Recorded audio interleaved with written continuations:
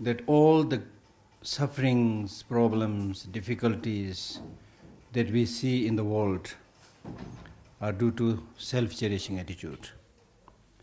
And all the good things, happiness, peace, harmony, virtue, all these are a result of the mind that cherishes the well-being of other sentient beings. And His Holiness gives concrete examples by saying that even in the case of the dogs, if there is a dog which is much more peaceful, then the other dogs also lie around that dog in a peaceful manner. If the dog is barking to every other dog, then the other dogs also pick up the similar habit. So that we can see. So harmony, as I said earlier, is a key factor in the flourishing, sustenance of animate beings as well as inanimate beings. This is a law of nature, law of nature.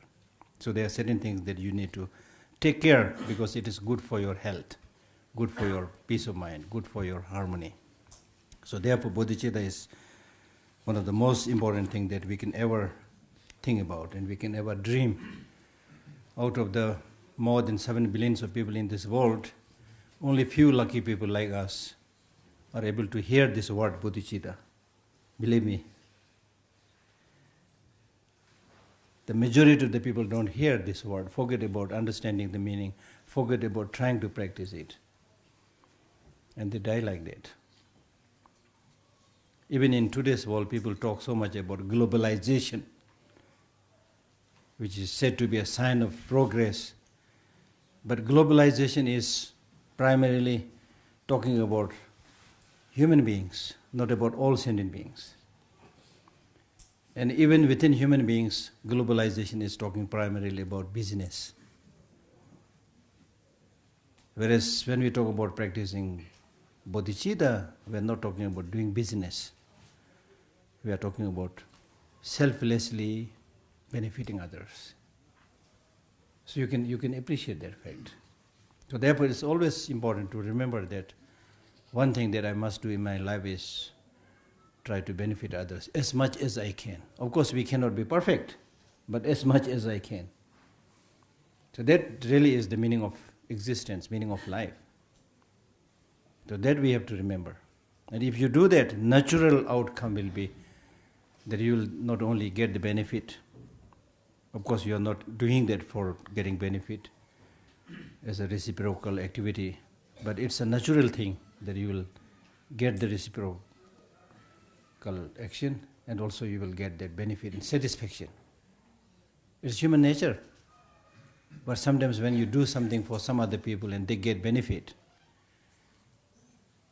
and you don't get anything in terms of material, achievement and so forth, but you get satisfaction, okay, I've done something, without expecting anything in return. And that genuine satisfaction is called happiness. We are talking about happiness, not about pleasure. Pleasure are related to the senses. That you see something, you get pleased. You touch something, you get pleased. And these pleasures are very ephemeral. They are not reliable. But we are talking about happiness. Happiness is basically a deep mental satisfaction.